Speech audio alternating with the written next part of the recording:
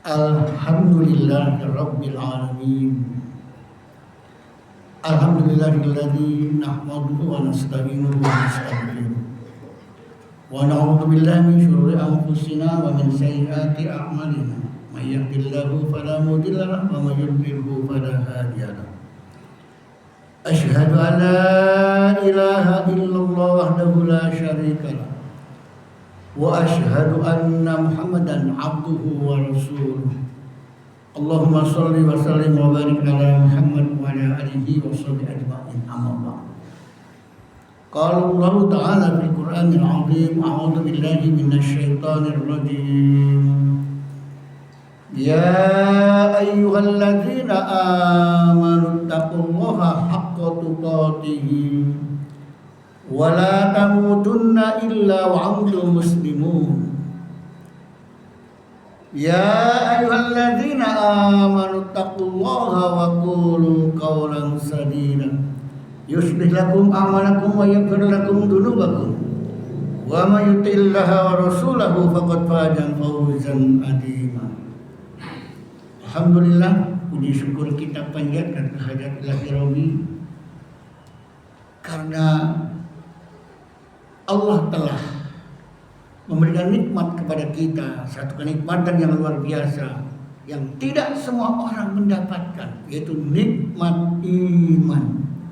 Mari kita jaga, pelihara, kita pupuk dan kita wujudkan realisasi keimanan dalam kehidupan di mana kita di rumah, di masyarakat, dalam pekerjaan, kehidupan berbangsa dan bernegara. Ketika iman bersama kita, kita insya Allah nyaman. Dan ketika iman ada di lingkungan masyarakat yang beriman, maka rakyat akan jadi tentram. Dan ketika semua lembaga negara, aparatur negara beriman, insya Allah negara akan aman. Nyaman, tentram, dan aman, itulah dambaan semua orang, dambaan semua rakyat agar hidupnya bisa berjalan, tak ada gangguan apapun. Jemaah yang dimuliakan Allah, di pekan yang ketiga bulan Juli ini, ya, di mana para orang tua sibuk mendaftarkan anaknya di TK, di SDMI, MTS, SMP atau SMA, SMK atau di Aliyah. Kira-kira apa yang ada di benak para orang tua mendaftarkan, menyekolahkan sekolahnya di sekolah yang dipilih oleh orang tuanya? Mayoritas pengen anaknya pintar, lulus, ya, jadi sarjana, kemudian bisa cari duit, dapat jabatan, bangga orang tua. Ya. Kira-kira di antara kita apa harapan kita kepada anak-anak kita yang akan kita sekolahkan atau yang sudah kita daftarkan di sekolah tertentu? Apa harapannya? Oh, pintar otaknya, berharap benar anaknya. Jangan sampai sudah pintar yang diinginkan, otaknya yang dikejar sehingga cerdas, lulus jadi sarjana, pintar. Malah kebanyakan para yang sekolah tinggi dan punya gelar masih ada juga bahkan banyak yang keblinger. Pintar keblinger, pintar tidak benar. Nah, terus siapa yang salah? Ketika anak bangsa telah lulus jadi sarjana di berbagai perguruan tinggi yang terkenal, kemudian mencari pekerjaan dan mendapatkan pekerjaan, bahkan ada yang jadi, ya, penegak keadilan, ada yang jadi eksekutif, ya, bupati, gubernur, bahkan ada yang juga dari legislatif, DPRD, DPR, DPD. Mereka disumpah ketika menduduki sebuah jabatan. Kalau orang Islam disumpah dengan Al-Qur'an. Kemudian Bagaimana realita dari anak bangsa yang sarjana, yang pintar itu? Pertanyaannya kita bisa lihat, ketika ingin mendapatkan jabatan, atau kita lihatlah ketika orang tua ingin anaknya sekolah yang bagus, favorit, biar mahal dikit. Ternyata penuh, telat daftarnya, atau anak kita kurang kemampuannya, tesnya atau nilainya. Berbagai usaha orang tua, bagaimana caranya supaya bisa masuk sekolah, nyuap kepala sekolah, berapa maunya, 10 juta, 20 juta, bahkan lebih dari itu. Masuklah ke sekolah tersebut. Mau kuliah sama, ya, kuliah lebih ketat lagi. Sudah lulus kuliah, pengen kerja, sama, supaya ingin mendapatkan pekerjaan, nyuap lagi. Dan yang sudah umum setiap 5 tahun sekali ingin mendapatkan kursi dalam bentuk jabatan eksekutif ataupun legislatif. Berapa duit yang harus dikeluarkan? Mau daftar ke partai, sekian miliar. Kalau enggak bisa diajukan menjadi calon oleh partai. Baru ke partai administratifnya. Terus tim suksesnya, gimana caranya agar bisa menang? Maka membeli suara rakyat. Ini sudah benar atau belum sesuai aturan, sesuai moralitas sebagai seorang calon pemimpin. Itulah kenyataan. Setiap 5 tahun tidak akan lepas dari itu. 5 tahun yang akan datang, apakah ada bisa perubahan murni? Ya, tanpa ada jual beli suara. Jamaah yang dimuliakan Allah, disinilah. Siapa yang salah ketika anak-anak kita setelah pintar jadi sarjana, setelah menjabat, kelakuannya seperti itu? Apakah lembaga pendidikan sekolahnya atau perguruan tingginya, atau lingkungan memang begitu adanya sesuatu yang dianggap nggak ada masalah, biasa-biasa saja, terus dilakukan setiap tahun, setiap 5 tahun dan seterusnya, dianggapnya biasa.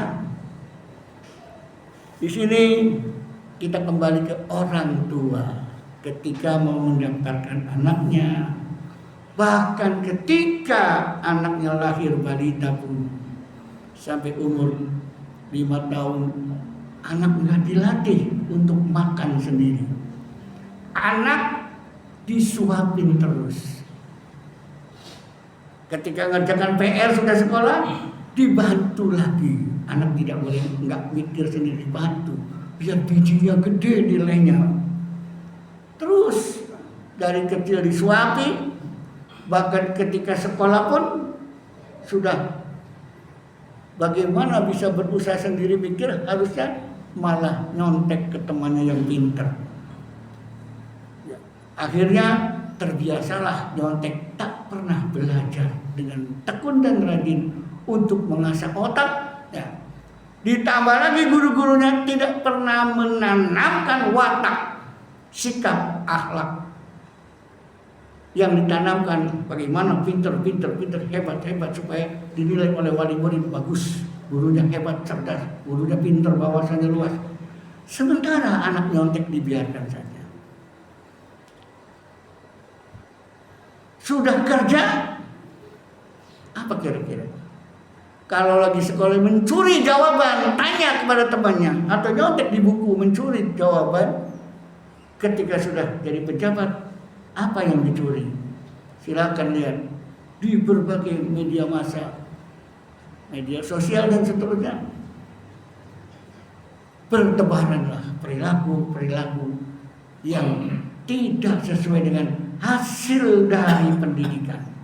Jepang ketika di bom atom, yang ditanya oleh orang-orang Jepang, masih ada berapa sisa gurunya? Akhirnya dicetak guru-gurunya, dan guru-gurunya komitmen bagaimana mencetak generasi anak bangsanya. Akhirnya maju kembali.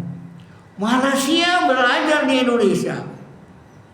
Tapi sekarang Malaysia lebih hebat daripada Indonesia. Bahkan orang Indonesia belajar ke Malaysia. Disinilah jamaah yang dimuliakan Allah. Peran orang tua. Makanya orang tua harus merasa khawatir. Apakah anaknya mau pintar atau anaknya mau benar? Harus. Ya. A'udzubillahi minasyaitonirrajim. Di dalam surat An-Nisa ayat 9, wal yakhshal ladzina law taraku min khalfihim dzurriyyatan di'afan khaufu 'alaihim falyattaqullah falyaqulu qawlan sadida. Hendaklah takut wahai para orang tua yang akan meninggalkan generasinya dalam keadaan di'afan 'alaihim, lemah imannya, lemah ilmu pengetahuannya, lemah ekonominya, lemah akhlaknya. Ini tugas orang tua. Makanya orang tua falyattaqullah, bertakwalah hai para orang tua. Benar Anda hidupnya itu karena anak-anakmu juga nanti harus benar. Falyaqulu qaulan sadidan, dan ajari anakmu kata-kata bijak, kata-kata pernilaian moralitas, ya, doktrin-doktrin keagamaan yang baik, yang akhlak dan seterusnya, supaya terbiasa di rumah, terbiasa di lingkungan, terbiasa di sekolah, dan kalau sudah kerja terbiasa di pekerjaan. Orang tua tanggung jawab. Jadi ketika anaknya jadi pejabat disumpah dengan Al-Quran, bangga orang tua, anakku sudah jadi pejabat. Ya, nggak pernah ya beraktivitas di masyarakat dengan organisasi sosial dan lain sebagainya, pintar jadi pejabat karena sekolahnya pintar. Kira-kira apa yang diharapkan ketika orang anaknya itu dipanggil KPK? Sedih orang tua. Gagal aku mendidik anak. Makanya, hai orang tua, takwa, bertakwalah. Lebih tegas lagi di surat Al-Ahqaf ayat 15. Wa wasaina insana biwalidayhi ihsana hamalathu ummuhu kurhan wa wada'athu kurhan wa hamluhu wa fisaluhu salasuna syahra hatta idza balagu ashuddahu wa balagu arba'ina sana.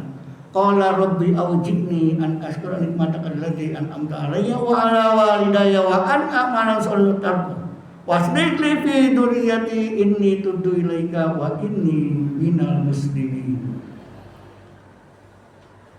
Hendaklah para orang tua ya, mengajari anaknya agar berbuat baik kepada kedua orang tuanya. Yang mengandungnya dengan susah payah, melahirkannya dengan susah payah, menyusuinya, menyapinya dalam salah sunnah syahra 30 bulan, dan anak sampai balik terus diawasi, disekolahkan sampai cerdas, terus sampai umur 27 tahun dikawinkan, orang tua pun mengawinkannya dan terus memantau kira-kira punya cucu berapa dan seterusnya, terus dipantau anak kita, kelakuannya, wataknya, perbuatannya dan sebagainya. Ya, termasuk cara mencari duitnya, rezekinya, halal atau menghalalkan segala cara, sampai umur salah sunnah syahro, hatta idza balagu asuddahu wa balagu arba'ina sana, sampai umur 40 tahun. Kalau anak kita 40 tahun sudah is okay, rajin ibadah, kegiatan sosialnya dan lain sebagainya, anak kita berarti sudah bangga orang tua, sukses mendidik anak. Karena anaknya menyatakan kepada Allah, qala rabbi awjibni an ashkura nikmataka allati an'amta alayya wa ala walidayya. Ya Allah, kami bersyukur kepadamu ya Allah. Kau telah memberikan rezeki, memberikan orang tua kepada kami, mendidik kami seperti ini menjadi anak yang soleh. Demikian pula ya Allah, aku akan didik anak-anakku seperti orang tuaku mendidikku menjadi anak-anak yang soleh. Aku bertobat kepadamu ya Allah.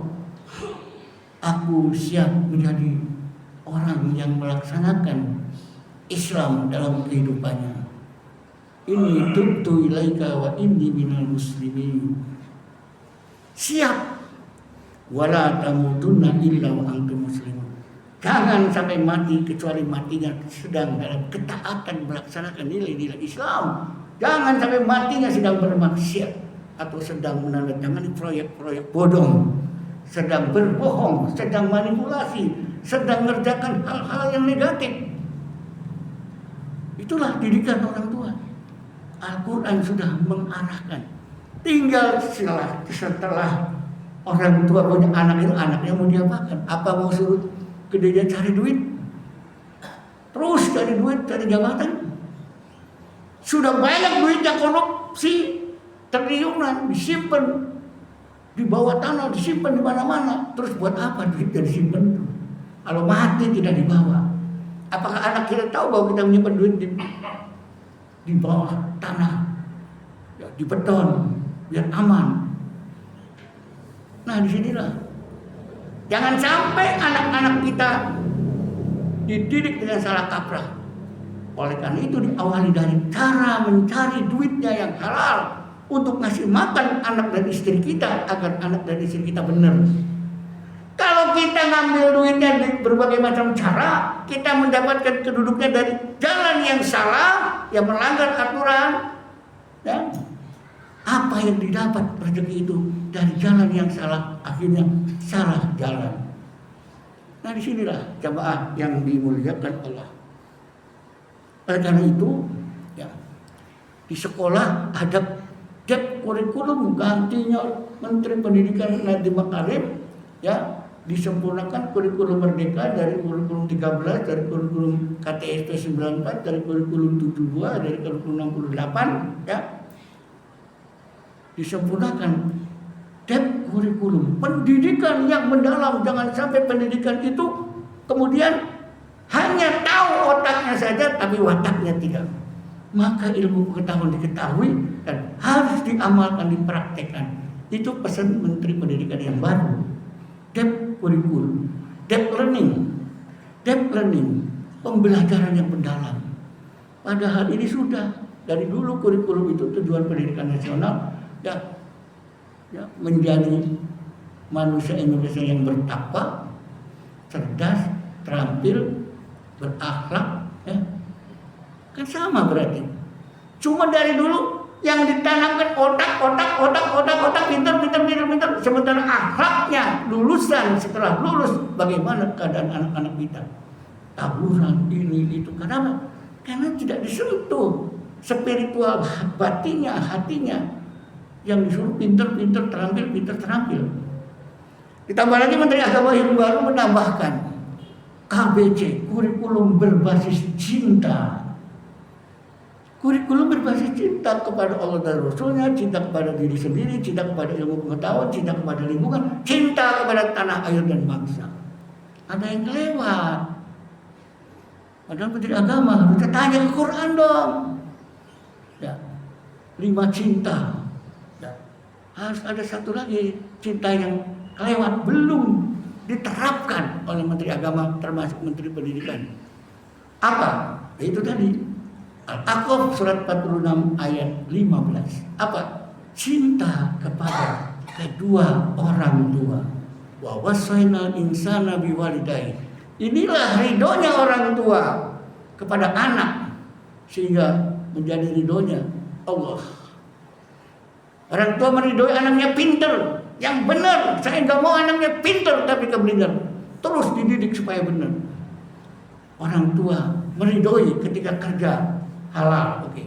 Ditawari kerja, tapi memanipulasi proyek, memanipulasi anggaran, janganlah keluar, jangan kerja di situ. Cari yang lain. Bila perlu, dagang martabak pun boleh, nggak apa-apa. Dagang pisang goreng pun nggak apa-apa. Jangan kerja yang seperti itu. Cinta. Jadi ini ketinggalan ajaran mencintai kedua orang tua tak pernah disentuh oleh kurikulum Kemenang, ya, termasuk mungkin kurikulum dari Dinas Pendidikan. Cinta kepada orang tua. Quran 46 ayat 15. Luar biasa Al-Quran mendidiknya. Semoga kita menjadi orang yang bermoral dan berhati mulia. Menutup ada sebuah kisah seorang perempuan muda yang cum laude, pintar, hebat otaknya, semua serba bisa, sehingga sebelum waktunya 3 tahun sudah jadi sarjana. Dia melamar kerja, menyisihkan semuanya. Dia nomor 1 nilai rankingnya dari testing tertulis, wawancara dan seterusnya. ternyata pinter otaknya. Begitu pihak ARD perusahaan ngecek HP-nya, historisnya, track di situ nongol ada seekor kucing yang dikasih alkohol, ya, minuman keras, dikasih makan, dicampur, dikasihkan ke kucing, terus kucingnya mabok. Di video oleh dia, di video dia senang ketawa ngakak ya, melihat kucing itu sempoyongan mabok. Inilah, saudaraku, kata perusahaan ARD-nya, Anda pinter, hebat otaknya, tapi hatimu tega-teganya mengerjai kucing sampai mabuk. Kamu ketawa seperti senang melihat kucing sengsara. Oleh karena itu kami tolak Anda kerja di perusahaan kami. Kenapa? Karena Anda bisa jadi tega kepada saudaramu sendiri sepekerjaan. Atau Anda kalau sudah jadi manajer, pimpinan di perusahaan kami, Anda akan tega kepada siapapun. Anda saja menganggap itu adalah sebagai satu perbuatan yang dianggap menyenangkan menurut Anda, padahal itu adalah perbuatan yang tercela. Walaupun binatang jangan buat mainan, maka ditolaklah dia bekerja karena akhlaknya tidak benar. Mudah-mudahan ya, SKCK dari kepolisian bisa memberikan sebuah catatan ya, bagi siapa yang melakukan hal-hal yang mungkin ya, kurang baik, melanggar hukum dan sebagainya, sulit nanti kerjanya. Makanya jangan berbuat melanggar pidana, melanggar aturan. Berbuat baiklah, taatlah kepada peraturan pemerintah. Lebih-lebih kita sebagai orang muslim, taatlah kepada aturan apa yang telah ditetapkan oleh Allah dan Rasul-Nya. Ya, cinta kepada Allah dan Rasul-Nya, cinta kepada diri sendiri, cinta kepada lingkungan, cinta kepada bangsa dan negara, cinta kepada kedua orang tua. Demikian kurang lebihnya. Mudah-mudahan semangat iman membuat kita terus berbuat baik dan berbuat bijak untuk kebersamaan kita, wabil khusus untuk membangun wawasan kebangsaan kita menuju Indonesia bermartabat, Indonesia maju, Indonesia emas yang betul-betul berlaku baik dan benar, bukan Indonesia cemas yang menjadikan kita sesuatu hal yang tidak nyaman, hidup penuh kecemasan. Barakallahu wa lakum fil Qur'anil azim wa nafa'ani wa iyyakum bima fihi min ayatil hakim wa taqabbal minna wa minkum tilawatahu innahu wal ghafurur rahim.